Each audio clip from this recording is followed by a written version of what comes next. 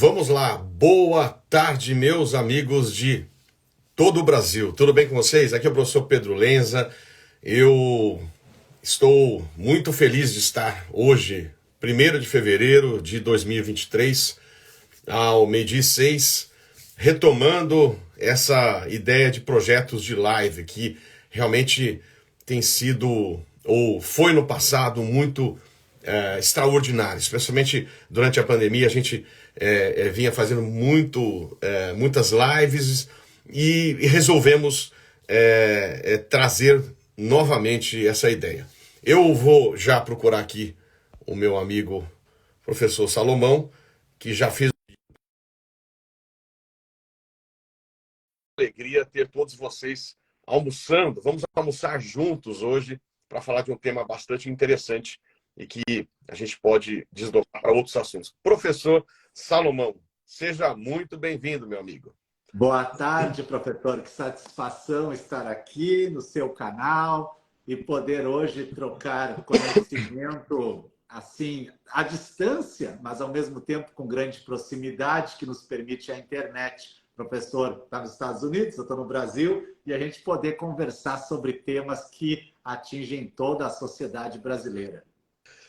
Exatamente, professor Salomão. E só para a gente explicar para os amigos que estão ouvindo, a gente, acho que foi quando deu toda essa polêmica na semana passada, eu pensei comigo, é um assunto que eu não domino, eu pensei qual é a referência da área de tabelionato, de registro de nome, e aí veio o seu nome imediatamente. Então, é uma grande alegria poder conversar, e, na verdade, eu vou estar muito mais numa posição de aluno hoje do que de professor, e que todos possam saber que...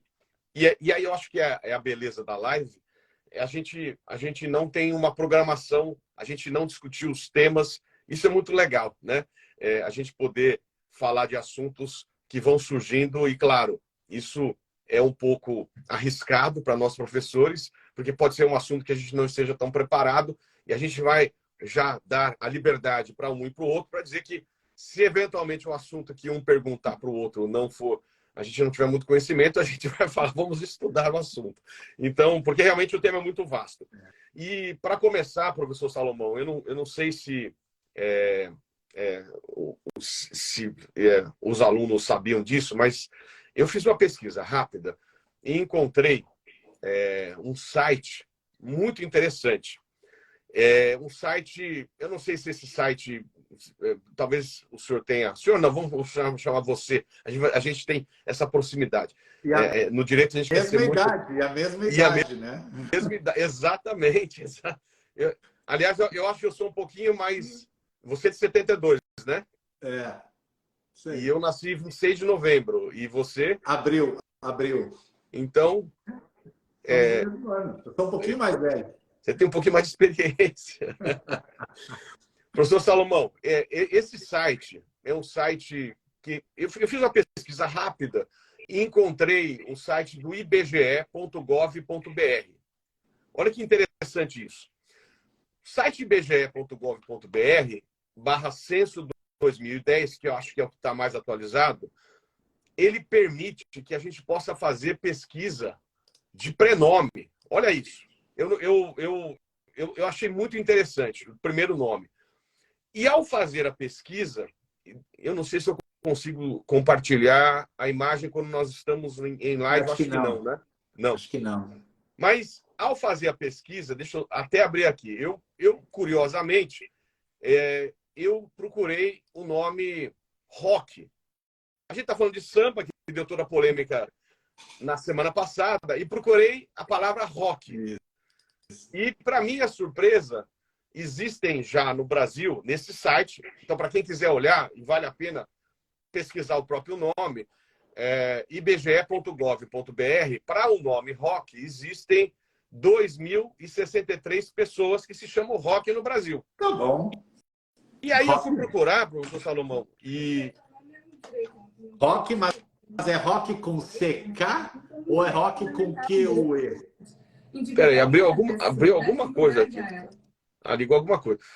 É Rock, é R-O-C-K. Tá bom, tá bom, tá bom. Aí,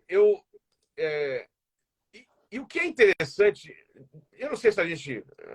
deixa eu até colocar aqui e dividir, eu posso mostrar a tela para o pessoal, mas o que é interessante é que ele permite que a gente possa ver um gráfico. Deixa eu ver se eu consigo virar. Professor Salomão, eu fiquei encantado com isso. Deixa eu ver se eu consigo virar a tela aqui. Eu consigo, né? Tem um botãozinho que é duas setinhas, assim, para ok. cima e para baixo. Ok. Aí.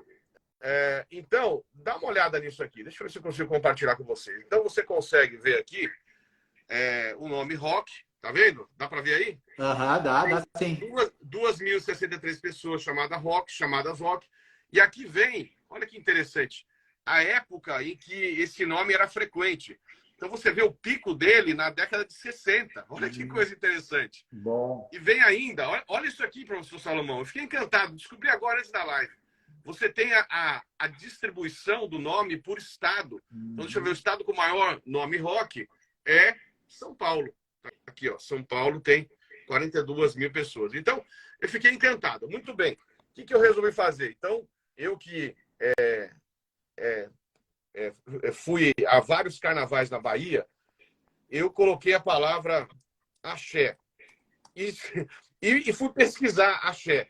E, para minha também surpresa, eu encontrei que existem já registrados. Então, eu não sei se o senhor conhecia esse site, porque eu não sei se... Eu acho que é oficial, é do IBGE.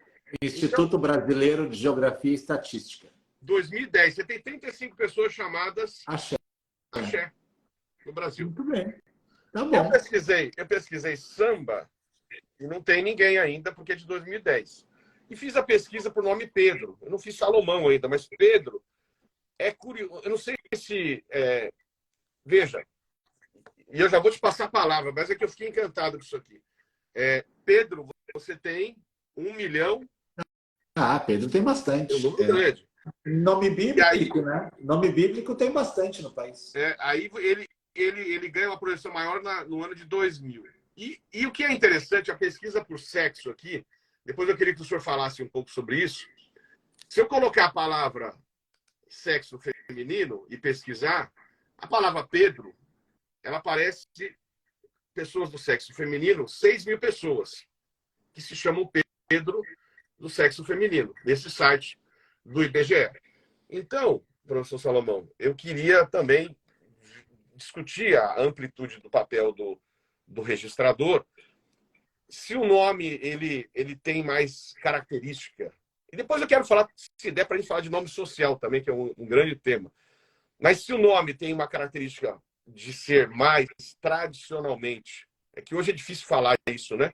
Mas do sexo masculino, será que o registrador ele tem esse dever ou esse poder de negar a questão? Porque o sexo da criança vai aparecer na hora do registro, naturalmente, é um dos requisitos, né?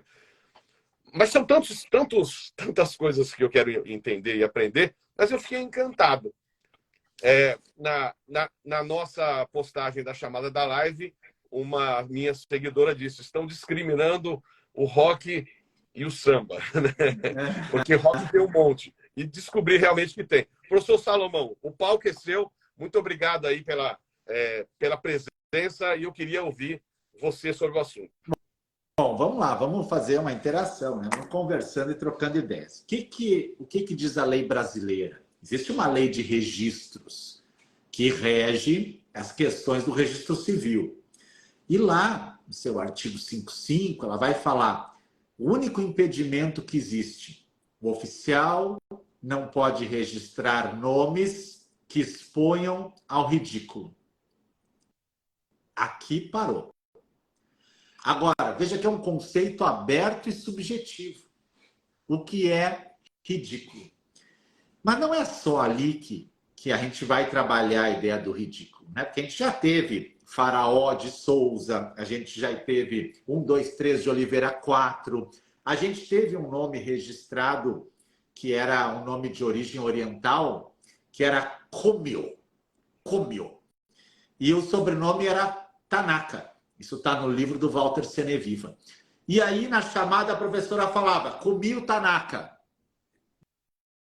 Não é que se pusesse o ridículo o prenome. mas talvez juntando o prenome e o sobrenome ficasse estranho. Então, é o que gera constrangimento. Lúcifer. Poderia registrar um filho com o nome de Lúcifer? Judas. Jesus. Quantos nomes podem ser bem aceitos ou não? Então, qual é o indicador? A lei fala, não pode se expor ao ridículo. Como não pode gerar um constrangimento? Aonde que gera esse constrangimento? Na fase escolar, é claro. Mas tem nomes que não geram constrangimento pelo seu nome, mas com o tempo passam a gerar constrangimento. Por exemplo, Braulio, graças àquela propaganda do governo federal, infeliz propaganda, num carnaval, que instigava as pessoas a usarem camisinha, apelidando carinhosamente o órgão genital masculino de Braulio. Isso gerou uma polêmica enorme e hoje muitas pessoas procuram trocar o seu nome de Braulio.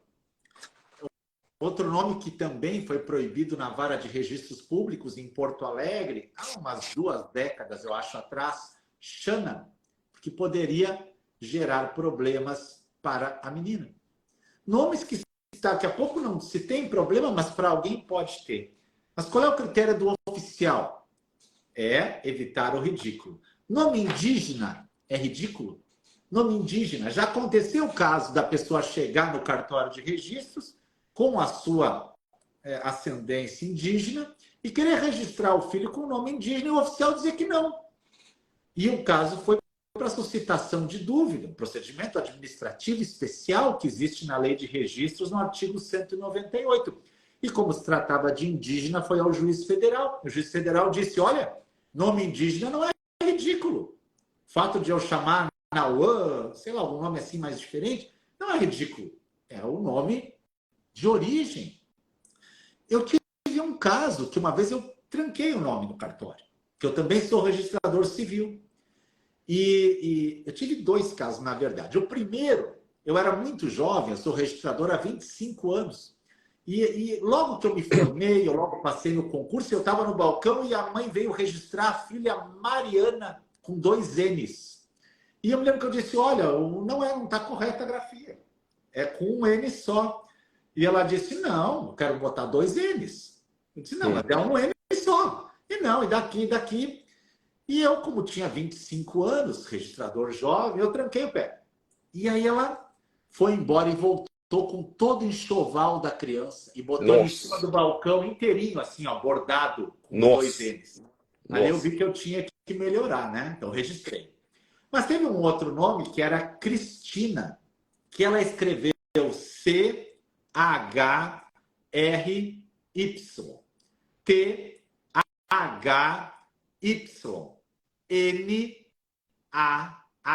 Cristina. E ali eu achei que não. Mas ela disse que tinha um programa de TV que era no SBT, que chamava Alô, Cristina, e era assim o nome da personagem. Mas eu achei que poderia gerar uma dificuldade à criança na fase escolar. Então, o primeiro embaque vai gerar o que a gente chama hoje modernamente de bullying, né? Ou vai gerar algum constrangimento na fase escolar ou durante a vida da pessoa? Se vai gerar, o oficial pode intervir e dizer, não, este nome poderá gerar um constrangimento. Veja, a lei não fala assim, ó, o nome ridículo. A lei fala o nome suscetível de expor ao ridículo. Então o oficial pode trancar. Agora os pais podem não se conformar. Não quero registrar meu filho com nome de samba. Não, isso vai expor a criança ao ridículo. Bom, eu não concordo. Eu vou pedir que o senhor oficial encaminhe ao juiz de direito para analisar o caso, ou seja, o procedimento de suscitação de dúvida. Ali o oficial pode se reconsiderar ou poderá encaminhar ao juiz que vai decidir. Então é comum que a gente passe por algumas situações que envolvem o nome das pessoas. Natural. Professor Salomão, vamos lá. A gente está falando de uma lei de registros públicos, que é a Lei 6.015 de 1973. Isso. Ou seja, nós nascemos em 1972. A gente tinha 1 ano de idade. Uma legislação que foi alterada diversas vezes, inclusive por essa lei que você trouxe do ano passado, a 14.382 de 2022, e que o que eu pude perceber é que ela manteve exatamente a regra anterior, e a expressão não registrará prenomes suscetíveis de expor ao ridículo. Muito bem, eu vou dizer, na minha perspectiva, e vou trazer o direito constitucional, muito embora esta lei seja a sua Bíblia, como registrador há 25 anos, que, de fato, a lei ela foi recepcionada nesse dispositivo por diversos fundamentos constitucionais, como a dignidade da pessoa humana, a questão, realmente, eu poderia até dizer de discriminação, a proibição de tratamento discriminatório por qualquer motivo. Então, existem diversos fundamentos constitucionais que justificam a recepção desse dispositivo. E tecnicamente inconstitucional, a gente usa essa expressão. Toda legislação anterior a 88 que for compatível com a nova Constituição será recepcionada. Por isso é que, se ela não for compatível, ela será revogada por não recepção. E, nesse sentido, diversos dispositivos do Código Civil de 16 foram revogados. E a minha pesquisa rápida mostrou que no Código Civil de 16 a gente não encontra uma regra, e aí eu quero que você me corrija, Salomão. Eu só encontrei o início que fala dos direitos da personalidade, toda pessoa tem direito ao nome, nele compreendidos o prenome e o sobrenome. Então, a minha pergunta vem nesse sentido. Fazer uma rápida aproximação da lei de registro com o Código Civil. Eu não encontrei no Código Civil nenhuma previsão explícita sobre esta questão de expor ao ridículo. E depois de feita essa análise, mais uma vez, e sei que você já falou sobre isso, explicar uma decisão tomada pelo oficial de registro civil, de acordo com a sua sensação. E você falou alguma coisa que em Porto Alegre, e o seu cartório está sobre essa comarca, falou que existe nomes que estão proibidos. Então, minha outra pergunta é se existe uma lista pública de nomes proibidos não sei qual seria o órgão, a corregedoria, ou não, eu não sei. Não. É É difícil. Existem recomendações de não se registrar alguns nomes, né? E isso mostra um subjetivismo muito grande de cada registrador, de acordo com a sua história. Eventualmente, infelizmente, algum registrador mais conservador ou menos, com algum certo preconceito. E aí vem a minha pergunta, né? A gente tem nomes que, quando você fala, você imagina, se estiver lendo o nome, que é de uma pessoa do sexo masculino. Então, o nome Pedro, que eu fiz lá no início da live, existem hoje mais de 6.000 pessoas com o prenome Pedro do sexo feminino. Então, eu estou jogando todas essas questões. E quero escutar, né? Será que realmente um nome que ele traduz numa amostragem uma expectativa de que a pessoa seja do sexo masculino, ele pode ser negado pelo registrador ou não? Então, também... Existem nomes híbridos, só para deixar claro, nomes híbridos. Exatamente. Então, vamos lá. Código Civil, Lei de Registro, à luz da Constituição, e a subjetividade de Sua Excelência, o registrador. E depois quase eu quero falar do quase uma prova oral isso aqui, quase uma prova oral. Né? Por isso que sinta-se à vontade de dizer que não quer responder, hein? A gente já combinou. A live não é programada. Código Civil não trata realmente em detalhes, deixou para a Lei de Registros. E é tradição no Brasil que uma norma de registros aborde esses elementos. E todos conhecem. Os países têm, por si só, as suas leis de registro. E o registro civil ele nasce exatamente no momento que, aqui no Brasil, nós precisávamos afastar um pouquinho a questão religiosa e ter casamentos para todas as pessoas, e não só os cadastros eclesiásticos. Bom, então o registro civil serve a todo cidadão, a toda a cidadania. Então ele tem que ter normas que se adaptem a tudo, a tudo. Inclusive ele tem normas que falam, olha, se uma criança, o exposto, uma criança for abandonada, né, o oficial, ao receber, poderá fazer o registro, colocando o nome que identifique algo do local. Por isso que algumas famílias têm o nome, não estou dizendo que sejam todas, né, dos anjos, dos santos, porque algumas dessas crianças foram deixadas em porta de igreja e se colocou um sobrenome assim para se facilitar, porque não existiria necessariamente essa família no Brasil, considerando a nossa origem de regra europeia.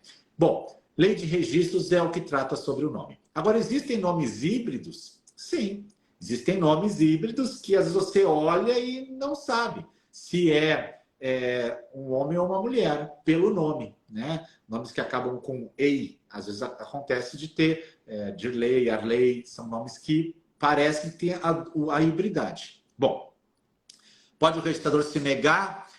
Eu entendo que não. A questão é muito subjetiva.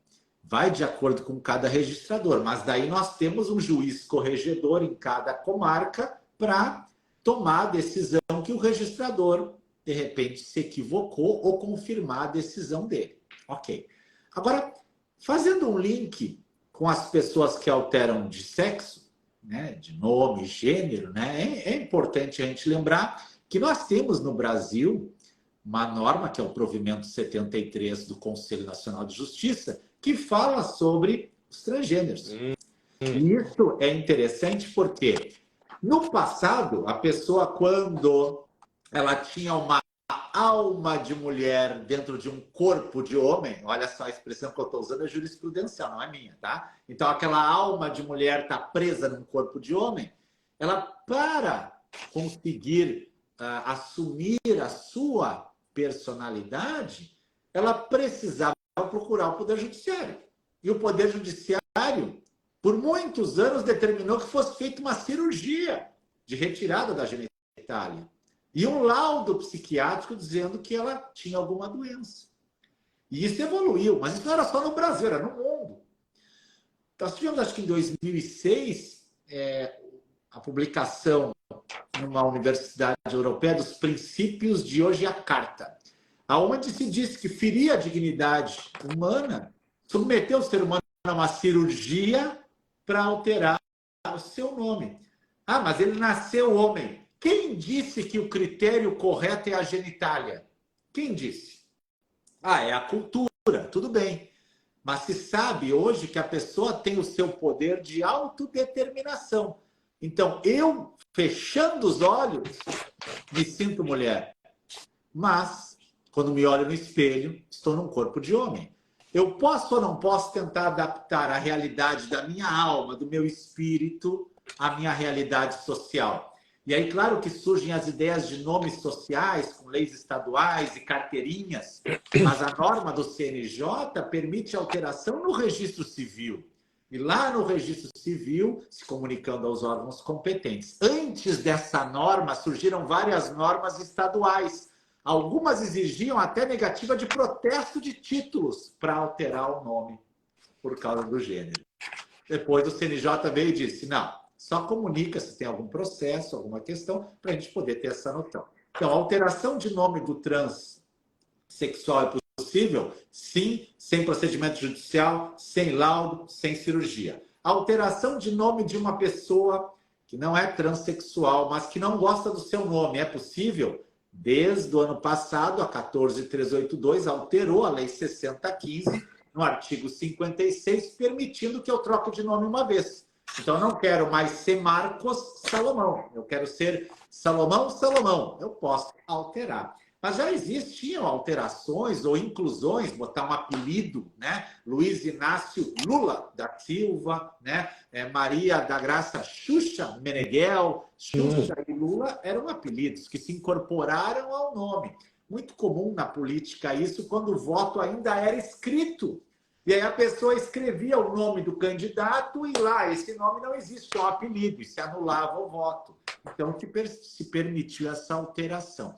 Então, nós temos esse arcabouço de normas sobre transgêneros, sobre apelidos, sobre o próprio nome que eu queira trocar uma vez. Tudo isso é permitido, relativizando muito o princípio da imutabilidade do nome. Sempre foi um princípio muito forte no Brasil. Deve-se manter o nome da pessoa.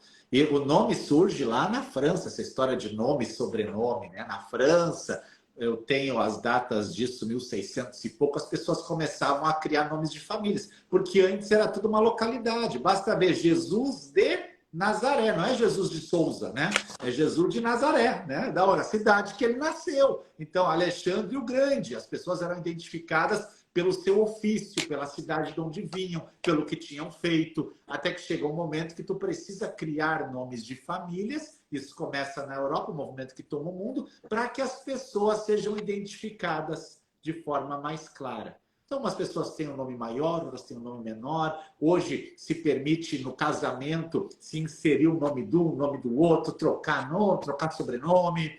Está muito mais aberto o mundo, né? Muito mais aberto. Não sei se eu consegui responder, professor, né?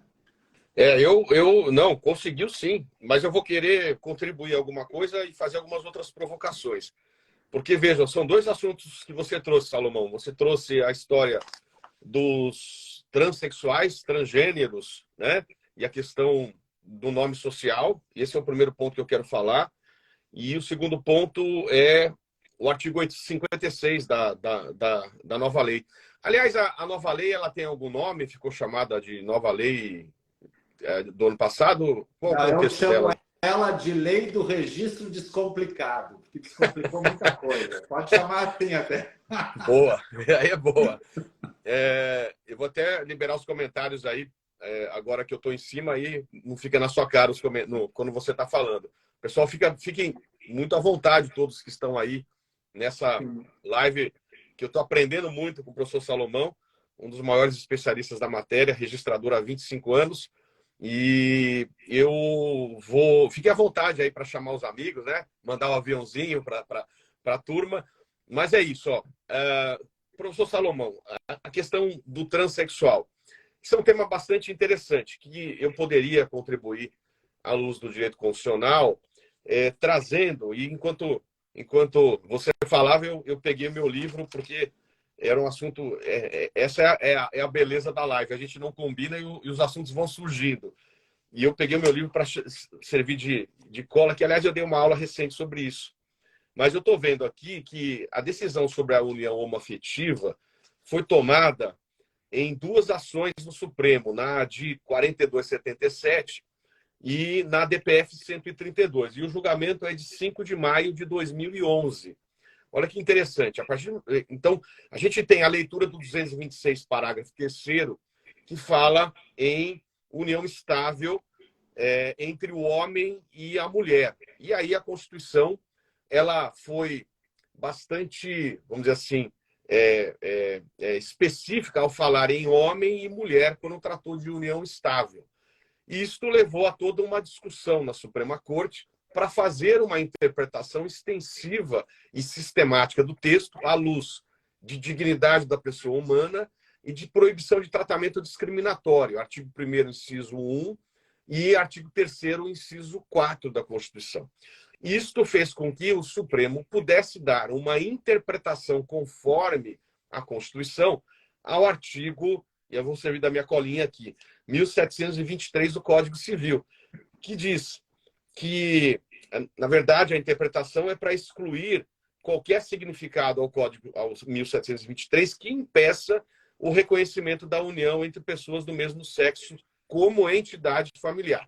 Então, você tem esse avanço bastante importante da Suprema Corte. Eu estou falando de uma decisão de 2011, portanto, de uma decisão que ocorreu há 12 anos atrás, há 11, 12 anos atrás, e que serviu, sem dúvida, de precedente extremamente importante para todas essas evoluções que eu vou querer contribuir.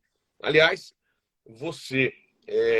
Veja, professor, é interessante que essa decisão permite o casamento homoafetivo, Opa, Mas não tem sim. lei sobre o assunto. Não tem lei sobre o Existe uma assunto. resolução do CNJ, não é isso? CNJ. Mas uma nova, então seria uma nova forma de família. Mas não permitiu a quebra da monogamia, porque a união de mais de duas pessoas não está liberada. Então, não é que família pode tudo. O pessoal às vezes fala, agora pode tudo. Não. Ainda tanto que nós tivemos uma tabeliã que fez a escritura pública de uma união estável de 3 pessoas, e depois isso começou a ficar um pouco mais comum, e o CNJ suspendeu essas escrituras, suspendeu a lavratura delas e recomendou que não fizessem mais. Até porque a gente não está preparado para lidar com um regime de bens de 3 pessoas. Herança de 3, meiação de 3, triação, como tem uma decisão no Rio Grande do Sul. Olha, os temas estão surgindo, mas felizmente esse é um assunto que eu tenho no meu livro. Eu tenho, inclusive, o recurso extraordinário. Se o pessoal quiser anotar, professor Salomão, é o 1.045.273. 1.045.273 do STF, que entendeu a impossibilidade de reconhecimento de união estável em relação de união estável de relação homoafetiva concomitante para fins de rateio de pensão por morte. E a votação foi bastante apertada, foi por 6-5. Uma votação apertada na Suprema Corte e deixando claro o reconhecimento da monogamia. Né? É como você bem colocou, 2020, decisão recente essa. Né? Muito bem. Mas retomando a questão da união homoafetiva, ela, sem dúvida, abriu os caminhos aí para novos entendimentos. O casamento é um deles, mas não a violação da monogamia, como você bem colocou. E, sem dúvida, essa é uma questão importante. Uma decisão, na verdade, uma definição normativa por resolução do CNJ. E a gente vê o nosso Congresso que traduz, sem dúvida também, posicionamentos conservadores, porque existe um movimento também no Congresso Nacional que não quer legislar sobre esse assunto, não quer reconhecer. Então, isso é um dado bastante interessante do sistema de checks and balances e da amplitude do papel, vamos dizer assim, ativista da Suprema Corte, que em algumas situações, ou até em muitas, quando se tem uma inércia do Congresso, ela acaba avançando e normatizando. Veja o exemplo do reconhecimento da homofobia e da transfobia como crime de racismo pela Suprema Corte. No fundo, o que você tem ali é uma decisão da Suprema Corte de caráter normativo que define um tipo penal, né? Porque o Congresso Nacional é omisso. Mas existem assuntos que eu não chego a criticar esse ativismo, porque a inércia, muitas vezes negligente e desidiosa, é do parlamento, que não legisla há 30 anos sobre um assunto, como o direito de greve dos servidores públicos, como a questão da homofobia e da transfobia, como, na verdade, demorou muito tempo para reconhecer a injúria racial como racismo, e vem uma lei agora e muda o Código Penal e vem na linha da jurisprudência. Então, essa é a beleza do checks and balances. A própria filiação afetiva e a multiparentalidade também são 2 temas que nós temos que nos recorrer do Poder Judiciário, do Congresso deixa. Mas, voltando a essa questão... Eu queria contar um caso, professor, rapidinho, que aconteceu em São Paulo. Vamos lá. 2 mulheres chegaram no balcão para registrar o filho, e aí eu não vou dizer a cidade, nunca, né? Mas aconteceu. Aí o registrador disse, quem é o pai? Né? E aí a moça, que estava com o bebê no colo, disse, é ela. Eu disse, como ela? Não é ela. Aí disse, não, mas aí se ela teve inseminação artificial, eu preciso saber da clínica, preciso saber quem foi o médico, né? Tem aí a resolução do CNJ prevê algumas coisas, 63. Aí disse, não, ela é ele. Como ela é ele? Não, ele é um trans que agora é ela. Mas quando ele ainda não era ela, eu engravidei. Mas depois ele mudou. Então eu quero registrar que ela é o pai. Veja que não é assim uma coisa simples né? Na hora do balcão, aquele dia assim meio corrido, o cara olha uma sexta-feira à tarde, ele pensa, mas será que está acontecendo, né? E aí ele só pediu assim, eu queria pensar um pouquinho. Mas o casal saiu dali e já foi para a rede social, Chamar a né? imprensa. Chamou a imprensa.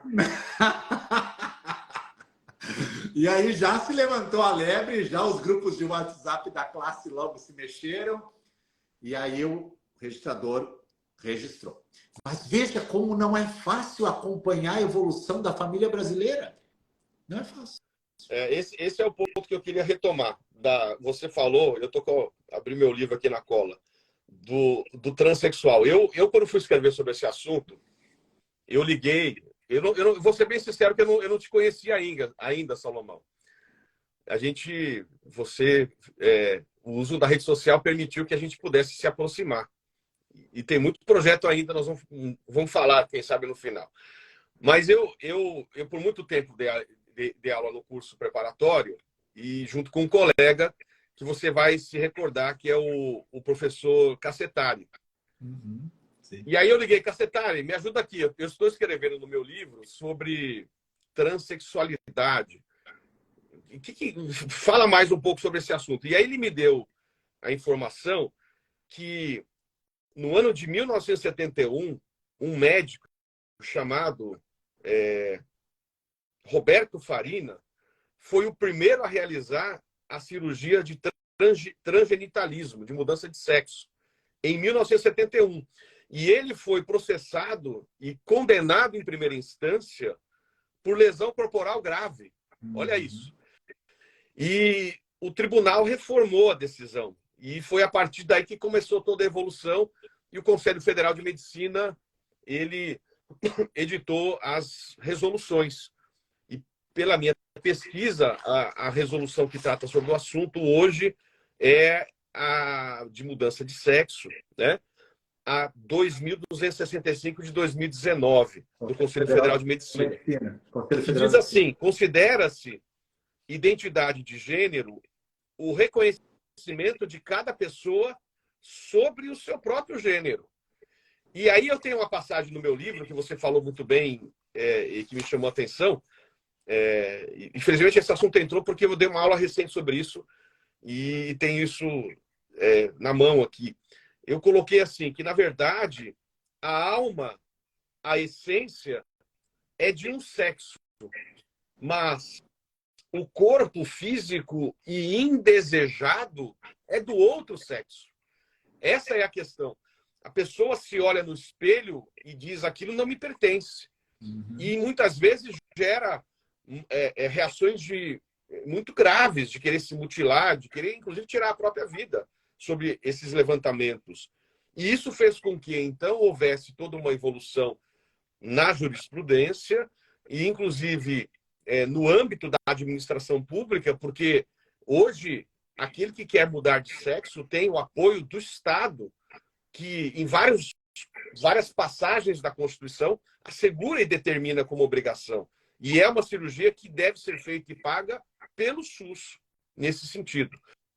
E aí que, então, a gente traz a evolução desse entendimento, o reconhecimento e a possibilidade, inclusive, de mudança de nome no cartório, independentemente de cirurgia, como você bem colocou, de tratamento hormonal e de decisão judicial. Existe, portanto, então, um fundamento do Conselho Federal de Medicina.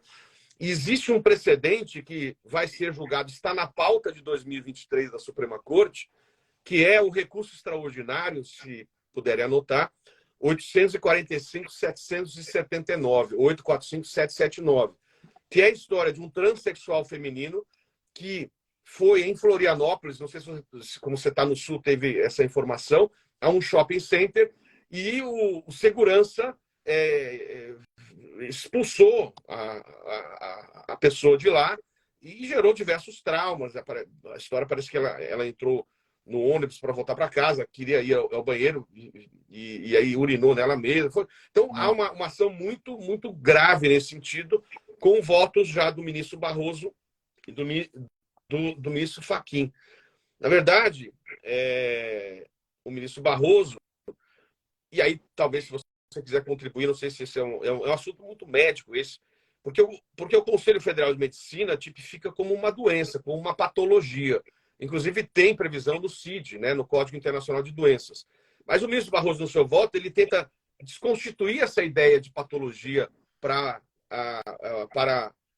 o transexualismo. Ele diz assim, a verdade é que não se trata de uma doença, mas de uma condição pessoal e logo não há que se falar em cura. E isso que é interessante. O indivíduo nasceu assim e vai morrer assim. Vale dizer, nenhum tipo ou grau de repressão vai mudar a natureza das coisas. Destratar uma pessoa por ser transexual, isto é, por uma condição inata, é como discriminar alguém por ser negro, judeu, índio ou gay, diz o ministro Barroso em seu voto no recurso extraordinário 845-779. É simplesmente injusto, quando não perverso. Então, me parece que esta linha da decisão da Suprema Corte, que é um tema que está há 10 anos na Suprema Corte, com recurso extraordinário paralisando mais de 1.000 processos sobrestados, portanto, a repercussão geral extremamente importante, pautado para 2023, e que, nesse sentido, justifica toda esta lógica de se permitir o registro no cartório do nome social, independentemente de decisão judicial. E aqui eu vou trazer um julgamento que ocorreu em 2018. Olha que interessante. Supremo, em 1º de março de 2018, analisando a lei de registros, o artigo 58, aí é com você, né? Por 6-4, julgou procedente a ação para dar interpretação conforme a Constituição e o Pacto de São José da Costa Rica, ao artigo 58 da lei de registro, de modo a reconhecer aos transgêneros que assim o desejarem, independentemente de cirurgia de transgenitalização ou realização de tratamentos hormonais ou patologizantes, o direito à substituição de prenome e sexo diretamente no registro civil, não havendo a necessidade de ordem judicial, consagrando-se, portanto, a autodeclaração de gênero e a impossibilidade também de se constar na certidão de registro que a pessoa ela é Maria, mas é o João que nasceu com o sexo masculino. Então é isso que eu quero explorar de você que tem essa experiência e acumula também registro civil, né? Você acumula tudo, né? Você conhece tudo. Por isso que eu falei, é o maior conhecedor do assunto. Então, professor Salomão, então, são 2 ganchos que você me deu, a transexualidade e o artigo 56. Eu estou no primeiro ainda. Transexualidade, todos esses argumentos, mas a minha pergunta como isso é na prática? Ou seja, se, vamos imaginar, a pessoa nasceu João, mudou o nome para Maria, a Maria, que nasceu João, ela casa ou está para casar, vamos chamar, casa com Carlos, Maria, que é João, casou com Carlos, e o Carlos acreditava que Maria era Maria do sexo feminino, porque inclusive estava na certidão. E depois de um tempo, ele descobre e se sente traído e não se sente bem com aquilo.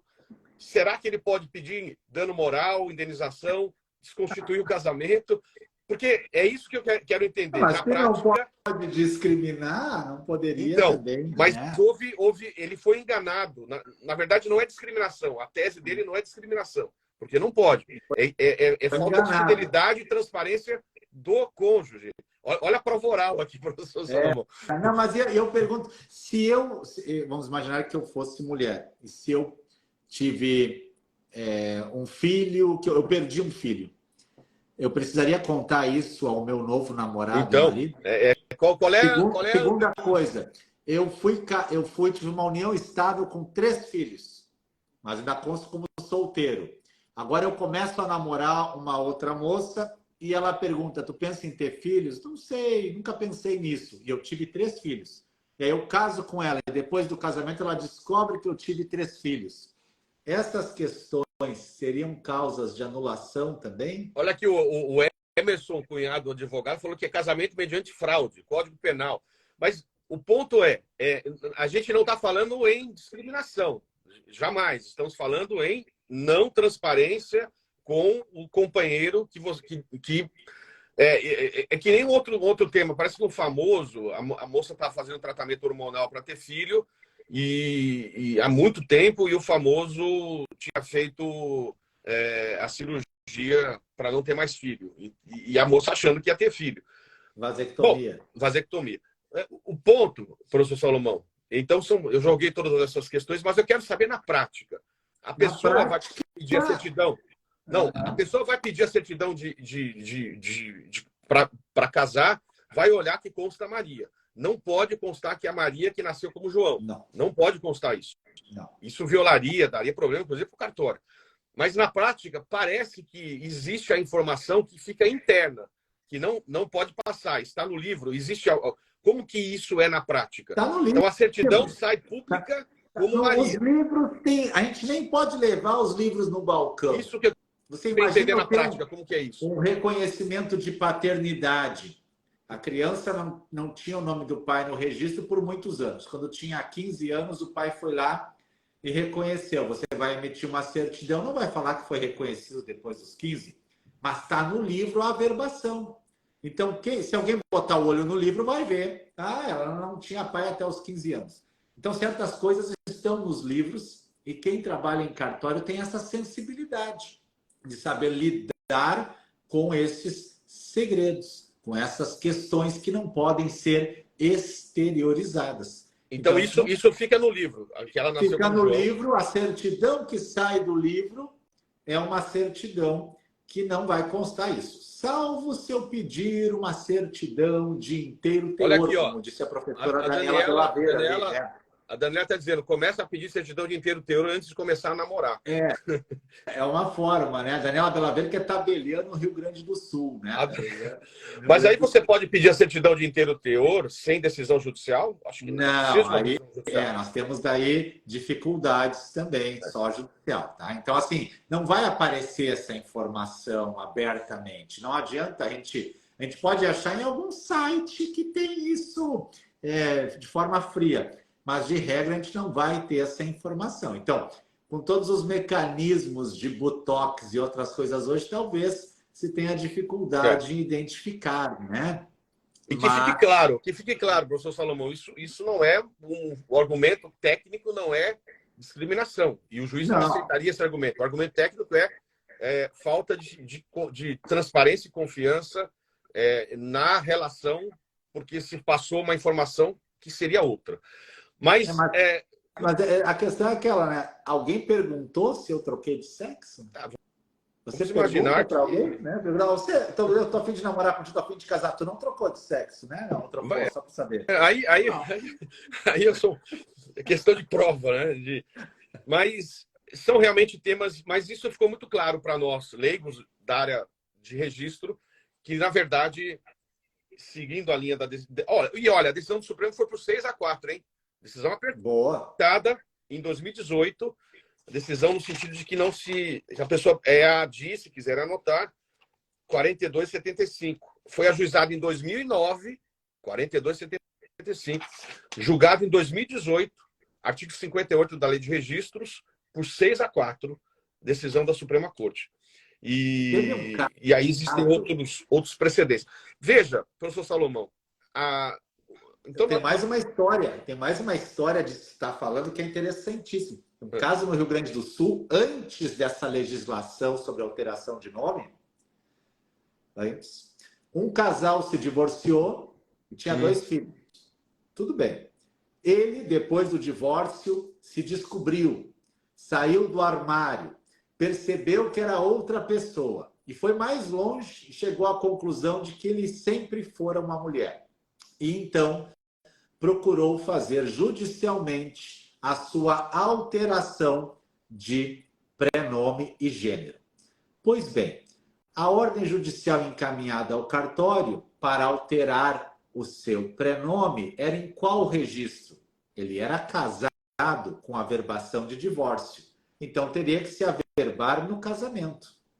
Isso levou a ex-mulher imediatamente ao fórum e disse, não, peraí, eu não quero que a minha certidão de casamento conste que eu era casado com outra mulher. Se ele alterou agora, o problema é dele.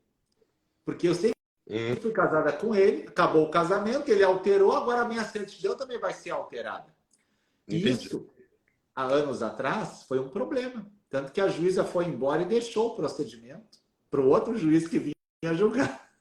Porque não tinha uma solução. Hoje tem. Hoje tem que consultar as pessoas. Mas veja como o direito às vezes não consegue acompanhar a evolução da coisa. Né? E aí, seria discriminatório essa mulher ser casada com outra mulher que era um homem na sua certidão de casamento? Realmente você está...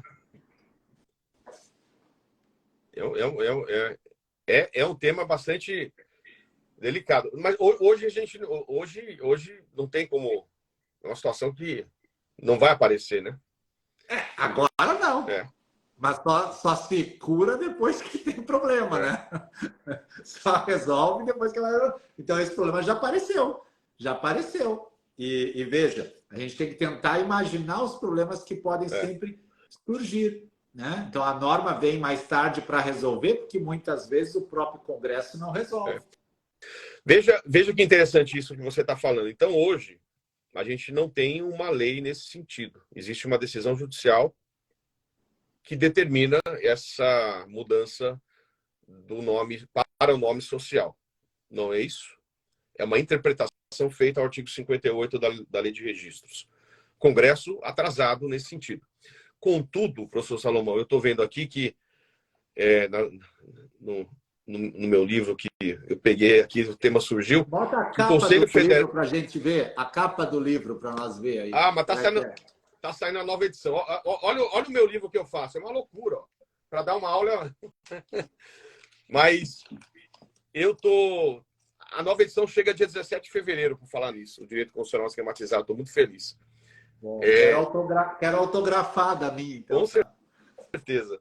Mas olha aqui, eu coloco que o Conselho Pleno da OAB já tem uma orientação para a mudança do nome social no registro da OAB, desde 2017. 2016. Aliás, eles mudaram isso no dia 17 de maio de 2016, que é o Dia Internacional contra a Homofobia. Interessante. Outro dia eu fiz um levantamento do número de advogadas que mudaram o nome social. É como a pessoa se apresenta, né? Então, existe também um decreto... Nesse caso, está mudando só na OAB. OAB, exato. Existe um decreto 8.727 de 2016, que dispõe sobre o uso do nome social no âmbito do funcionalismo público federal. Mas olha que coisa, essa história... Este decreto foi decreto presidencial 2016, ele foi editado, acho que a Dilma que assinou isso, Dilma Rousseff. Mas aí nós temos a carteirinha com um nome e o registro civil com outro, né, professor? É isso? Isso. Não. Na OAB, sim. Isso vai acontecer. O que eu quero mostrar é o seguinte. Você tem um decreto presidencial que trata sobre o uso do nome social. Então, decreto editado pelo presidente da República. Existe, em reação a esse decreto, um projeto de decreto legislativo para cassar o decreto. O que eu quero mostrar é que o Congresso Nacional, no checks and balances, nos freios e contrapesos, ele tem este lado conservador também. Então, isso que como você está dizendo, a evolução da sociedade, a evolução ou não, e o reflexo no âmbito do Congresso, que ainda não está convicto de... Isso me faz trazer aqui, só para contribuir um pouco mais com essa questão, a experiência dos Estados Unidos. Nos Estados Unidos, a gente percebeu vamos colocar assim, transformação da composição da Suprema Corte no sentido mais conservador, especialmente no governo Trump, que nomeou 3 justices, ou julgadores, da composição de 9. Isso refletiu, por exemplo, só para tentar ilustrar, a decisão da Suprema Suprema Corte dos Estados Unidos de 2022, que mudou 2 precedentes sobre o aborto e decidiu que o aborto não estava previsto na Constituição Federal. Olha isso. E disse assim agora, nos Estados Unidos, qual é o entendimento desde o ano passado. Quem legisla sobre aborto são os 50 estados, porque nos Estados Unidos legislar sobre direito penal tem também competência estadual. E isso levou a uma mudança violenta nos Estados Unidos, porque muitos estados mais conservadores não estão admitindo a interrupção da gravidez. Como não tem mais precedente da Suprema Corte, o estado legisla plenamente. Estado conservador proibiu e outros estados não conservadores permitiram. O que eu quero mostrar é o seguinte: a Suprema Corte tinha um entendimento e mudou o entendimento na composição conservadora sobre o aborto. E isto levou também a todo um debate envolvendo o casamento. Porque nos Estados Unidos você tem 2 precedentes importantes sobre o casamento. Um que admitiu o casamento interracial, e isso levou muita polêmica à época, e o outro que permitiu o casamento homoafetivo. Decisões da Suprema Corte. O que aconteceu? Temendo o risco desta mesma Suprema Corte que mudou o precedente do aborto, também retroceder o precedente do casamento homoafetivo, porque o que tinha era somente a decisão judicial, o parlamento norte-americano aprovou, no ano passado, uma lei que admite o casamento homoafetivo e o casamento interracial. Ou seja, o parlamento já estava, vamos dizer assim, antecipando uma eventual viragem jurisprudencial da Suprema Corte norte-americana à luz do precedente do aborto. Então, o que a gente tem hoje não importa, mesmo que a Suprema Corte mude o entendimento, existe a lei federal que admite o casamento homoafetivo. E que isso sirva de inspiração para o Brasil. Porque o que hoje justifica ou legaliza ou normatiza o casamento homoafetivo é uma decisão da Suprema Corte.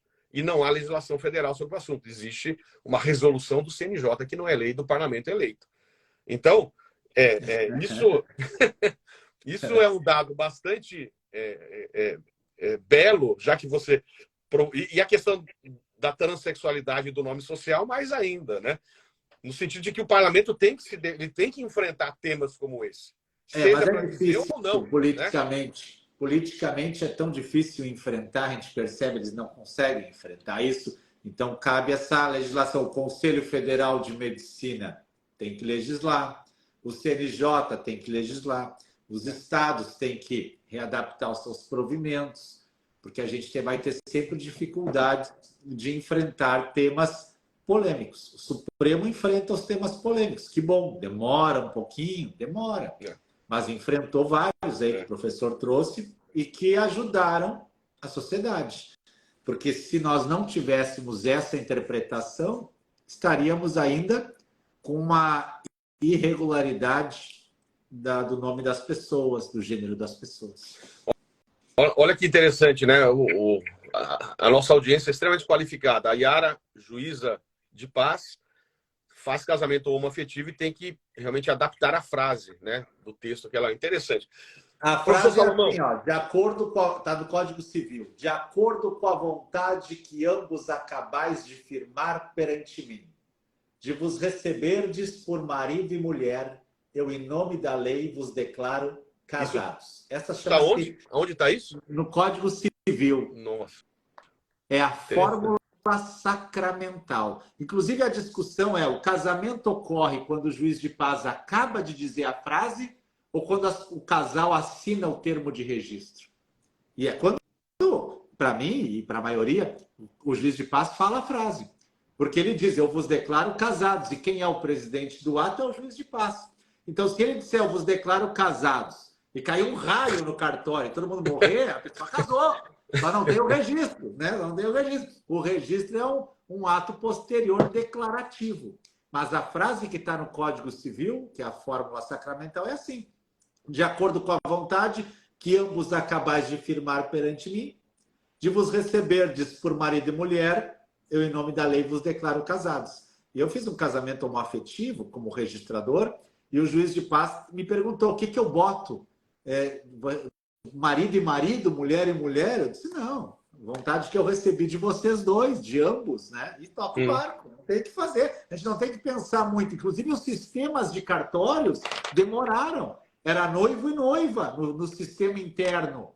Aí a gente ficava lá, tá, noivo e noiva, e agora o que, que eu boto, né? Qual que vai na noiva agora, né? Tinha que perguntar, né? Então, tem que se adaptar rapidamente à sociedade. Professor Salomão, nós estamos a 1 hora de live. Eu tenho um pouquinho mais de tempo. Como está a sua agenda? Tem mais, só para eu fazer mais uma? Vamos. Deixa eu só fazer mais uma. Falamos, eram 2 provocações que surgiram da questão do transexualismo. Aliás, a lei, o Conselho Federal de Medicina mudou. Era 21 anos a idade para poder fazer a mudança de sexo. Hoje baixou para 18. E o tratamento hormonal era 18, baixou para 16. Mas o outro ponto que você falou foi o artigo 56 da lei de registro. A questão hormonal, professor, só fazer um parêntese. Claro.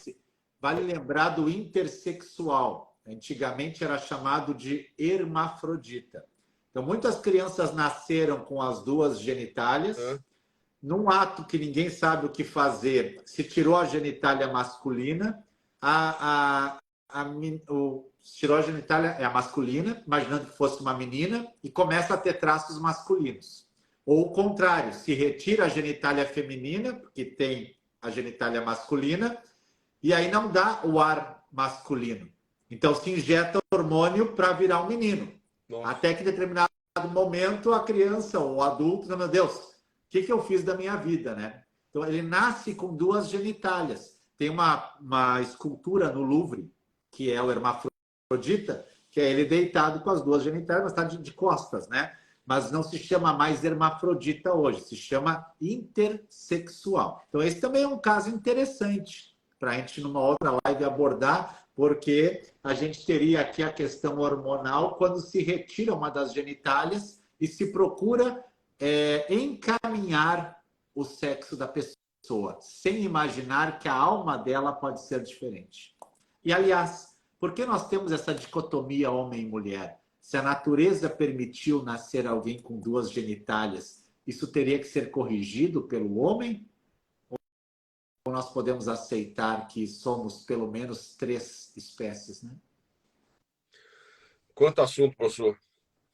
A turma, liberei o comentário. Peço desculpas, as frases estão na sua frente, professor Salomão. Mas o artigo 56 da lei de registro, que foi alterado pela lei do ano passado, que é a 14.382 de 2022, e você falou bem sobre isso, diz assim: a pessoa registrada poderá, após atingir a maioridade civil, requerer pessoalmente e imotivadamente a alteração de seu prenome, independentemente de decisão judicial, e a alteração será averbada e publicada em meio eletrônico. Então, acho que a live também tem um cunho social aqui, para que você possa explicar isso. É uma vez só. Então, qualquer pessoa hoje pode ir lá no cartório, falar, quero mudar o meu nome. É isso? E aí, pronto, mudou o nome. Isso. Prenome, né? A gente muda o prenome agora. Claro. E veja, algumas pessoas são infelizes pela escolha dos pais. Os pais escolhem o nome que acham mais bonito. Tem pai que junta um pedaço do nome dele com um pedaço do nome da mãe e cria um nome novo para ser diferente, né? A gente não sabe o que se passa na cabeça do pai quando escolhe o nome do filho ou da mãe, né? Eu recordo quando escolhi o nome do meu filho Henry, é porque eu estava lendo um livro que trazia a biografia de Henry Ford. E aí eu gostei do nome. Ele gosta, tudo bem, que bom, né? Mas poderia não ter gostado, né? Poderia não ter gostado. Então, a pessoa não precisa se sujeitar hoje a gostar do nome que lhe foi dado. Agora, também isso não permite que ela troque de nome a cada instante. Então, uma vez imotivada, é o suficiente para ela acertar. Errei de novo. Não gostei como estão me chamando. Bom, agora a gente tem que ver, vai ter que judicialmente conversar para ver se daqui a pouco tu não está sendo fragilmente afetada psicologicamente com as pessoas que estão à tua volta. Então, eu quero trocar, não quero mais ser Marcos, meu nome é Marcos, né? Eu quero ter outro nome, eu quero ser Paulo. Tudo bem, Paulo. Então tá, vou lá no cartório e digo, quero trocar de Marcos para Paulo. É claro que vai constar na minha certidão que eu era Marcos e agora eu sou Paulo. Nesse caso, sim. Nesse caso, sim. Nesse caso, sim. Mas, depois, se eu quiser trocar, não. E aí até tem uma questão. Aí, se eu quiser voltar a ser Marcos, acho que Marcos era mais legal. E aí a questão, agora o link. E se eu me tornei, então, alterei para trans, e agora eu quero voltar a ser o gênero que eu tinha. Meu Deus, e aí? Não, é interessante, porque eu estava numa palestra uma vez que tinha um transexual comigo, uma pessoa homoafetiva, né? E eu, ali paradinho, juntinho de registrador. E eu me lembro que o debate era o seguinte, né? Corrigir o nome. E o transexual disse assim, corrigir não. Corrigir não. Vocês estão dizendo corrigir. Na verdade, vocês me deram um nome que eu nunca escolhi na vida. Né? O meu nome certo é tal, é feminino. Vocês me colocaram assim, dessa forma, porque vocês escolhem. Então, ela vem debatendo, dizendo se será corrigir ou será alterar o nome. Corrigir ou alterar? Alterar ou corrigir? E aí eu dizia assim, não, é corrigir, porque estava errado o nome que foi dado. Eu dizia, não, é alterar, porque o nome estava certo e agora tu quer criar outro nome. Então, são debates que surgem, mas a questão é, e se ele quer voltar ao seu nome anterior e ao seu gênero anterior? Ele não fez cirurgia, né, professor? Ele pode voltar, não pode?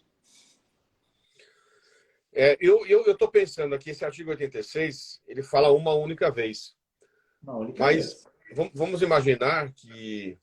Bom, nesse caso, se não é nome social, e como isso vai sair na certidão? Ali, ó. Vamos achar aqui.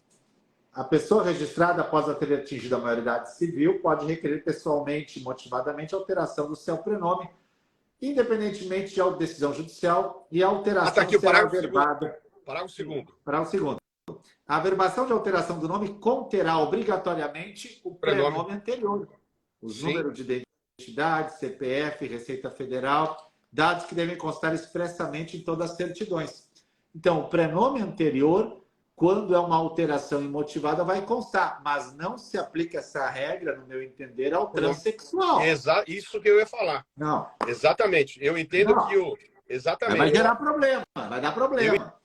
Eu entendo que o Congresso normatizou, liminarmente pode até ter pensado nisso, da bancada conservadora, mas isso não se pode, a partir do precedente que a gente comentou, aplicar-se ao transexual. Não. E eu até diria que uma única vez, mas uma segunda vez para transexual, para nome social. Não sei. Interessante. Vamos dizer que eu mudei o nome de Marcos para Paulo, motivadamente, uma vez. E depois... Agora, eu me autodeterminei que eu, na verdade, sou Maria.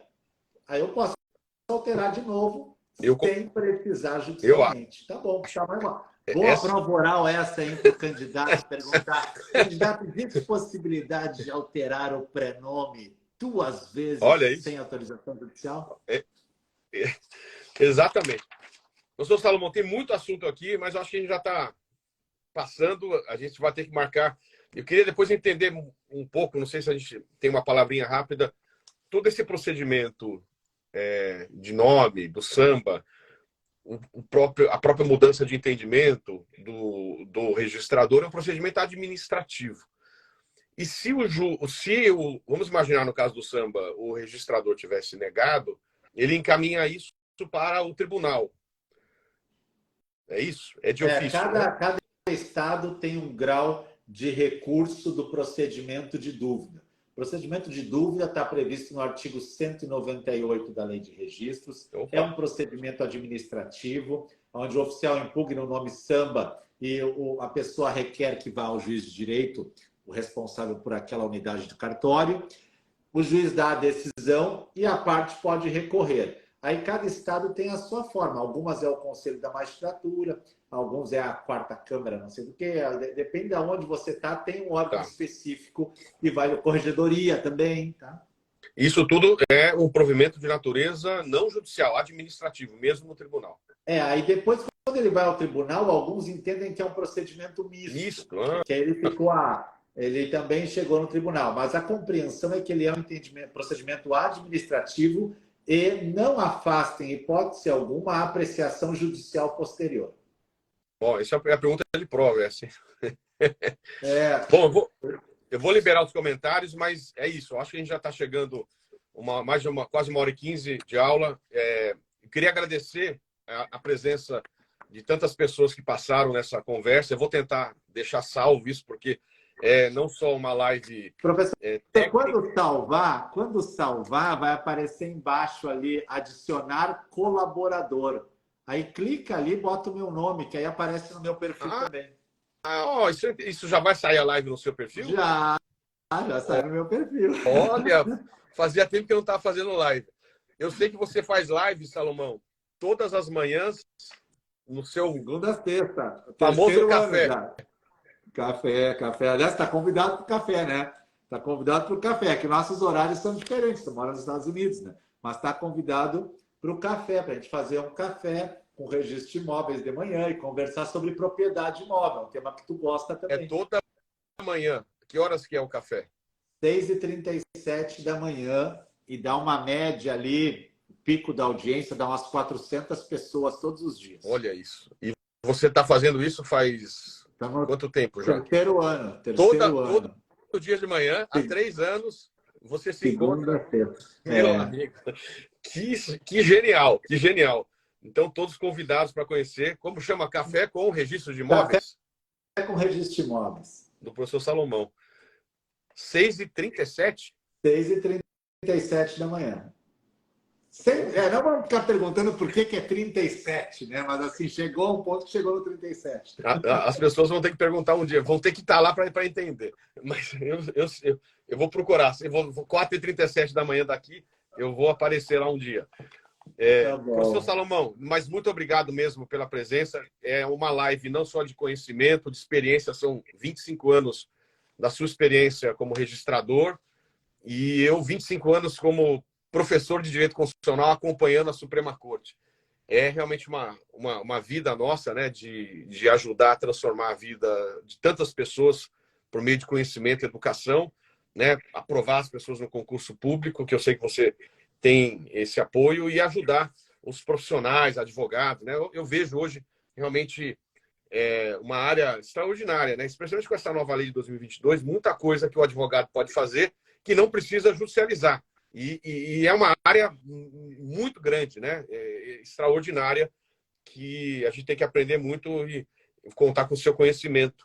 Então, muito obrigado Me convide para mais vezes, escolha o tema e eu venho aqui, se eu puder colaborar com a parte registral e notarial para os seus alunos, eu estou sempre à disposição, professor. Isso é muito legal. E a live não foi, a gente não tinha um roteiro, né? Saiu tanta coisa legal daqui que eu fiquei encantado. Muito obrigado, viu? E os alunos que estão participando, muito obrigado aí por estarem juntos aí. A turma parece que gostou. Então vamos lá, professor. Eu vou apertar o X, aí eu vou colocar aí vai estar comentários. Bota compartilhar, vai estar lá, convidar colaborador. Me bota lá. Não, mas na hora do X eu vou compartilhar na minha rede e lá eu coloco você. Você vai botar o X, né? Fechou, daí vai aparecer o número de pessoas que passou pela live, né? Vai ter um número ali. E embaixo vai ter um botão azul, compartilhar. Aí o senhor vai clicar em compartilhar, pode botar um texto ali. E aí vai aparecer a foto ali da live. O senhor pode escolher a foto que quer, que ficou mais bonita durante a live. E aí tem adicionar marcação ou convidar colaborador. Vai em convidar colaborador. Vamos lá, vai dar certo. Professor, muito obrigado. Amigos, estamos juntos. A gente se vê logo. Até a próxima. Até a próxima. Valeu. Obrigado. Um abraço. Tchau.